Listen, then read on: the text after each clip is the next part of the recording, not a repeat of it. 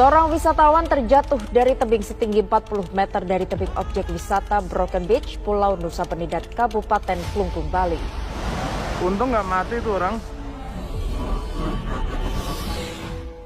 Nggak terasa udah setahun berlalu. Berdasarkan video yang saudara lihat tadi, itu adalah saya, Alvalino Kasenda, turis asal Tomohon yang jatuh dari tebing setinggi 40 meter. Yang awalnya pengen jalan-jalan di Bali, tapi berakhir dengan gak bisa jalan dan harus dirawat selama 3 bulan di Bali. Nah, di tanggal 21 itu aku udah sewa private tour. Nanti bakal ketemu sama tour guide tapi di pulaunya langsung di Nusa Penida. Dan aku berangkat seorang diri karena teman-teman yang aku ajakin pada nggak bisa semua. Nah, di tanggal 21 November aku berangkat pagi-pagi jam 7 dari Pelabuhan Sanur sampai di Pelabuhan Nusa Penida. Tiba kurang lebih sekitar jam setengah 9. Setibanya di sana langsung ketemu sama Bli atau tour guide lokal aku. Terus aku langsung spontan ngomong, Bli, kira-kira boleh nggak aku langsung ke Klingking Beach? Soalnya aku bawa drone kan, pengen ngambil footage di sana. Takutnya kalau kesiangan nanti bakal mendung. Terus Blinya bilang begini, oh nggak bisa, soalnya nanti kita muter-muter. Jadi kita harus ke Broken Beach dulu. Di situ aku bener-bener kayak something wrong nih, kayak nggak puas gitu, terus jantung berdebar-debar, kayak nggak damai sejahtera.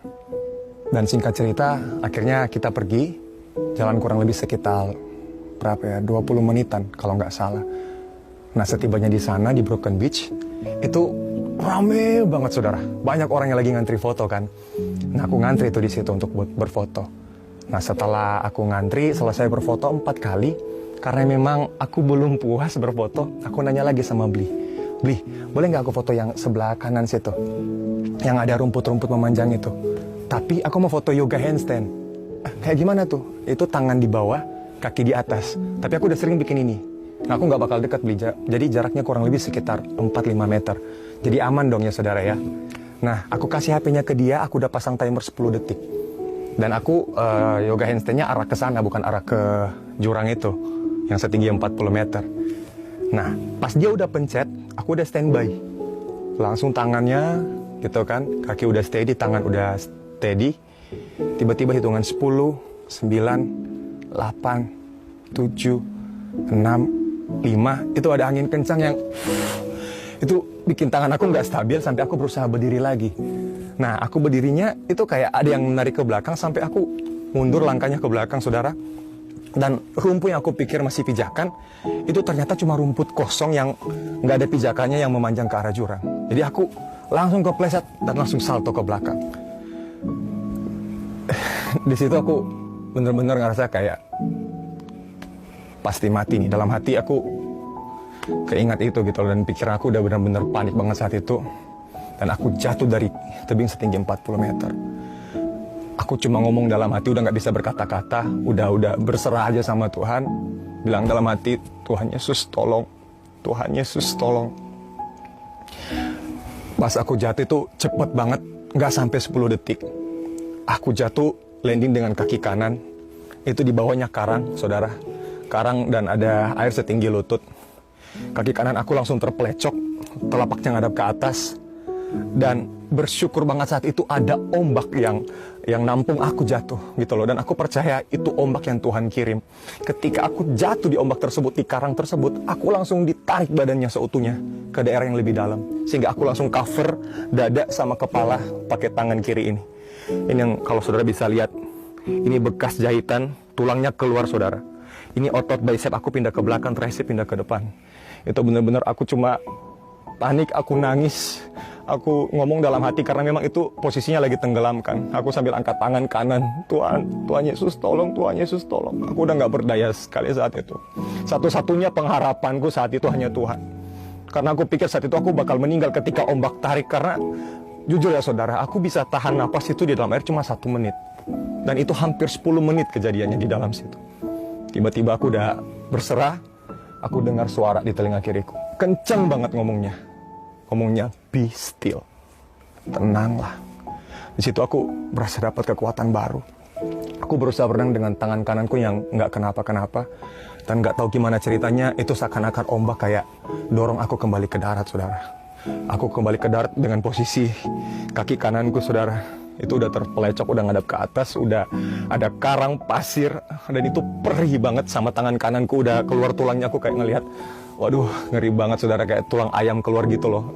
Aku ngerasa kayak Tuhan, sampai tremor banget saat itu. Aku cuma ngelihat orang-orang di atas pada teriak, untung nggak mati tuh orang, ada yang pendarahan, ada yang mati, bayangkan ada yang teriak gitu. Itu rame banget di atas. Sambil videoin, sambil mereka kirim drone untuk kasih air, tapi drone-nya jatuh karena memang berangin sekali saat itu dan ombaknya benar-benar parah saat itu. Dan sampai di situ, saudara, aku ngambil kesimpulan untuk benar-benar berserah dan percaya Tuhan pasti sertai, Tuhan pasti memberikan kemenangan, pertolongan, dan aku bisa survive lewatin itu semua. Aku imani itu sambil aku angkat tangan menyembah Tuhan saat itu. Itu benar-benar momen dimana aku bisa intim sama Tuhan, dan aku ngerasain banget penyertaan Tuhan yang sempurna. Aku jatuh jam 9:30 pagi, dan itu baru direscue jam 3:30 sore. Ketika polisi sama tentara dari rescuer datang, mereka pikirkan aku orang asing, jadi mereka langsung ngomong bahasa Inggris, "Are you okay?" Dan aku juga respon bahasa Inggris, "Yes, I'm fine. Please help me. I cannot wait any longer." Aku udah gak bisa nunggu terlalu lama. Dan akhirnya badanku langsung ditaruh di tandu, saudara.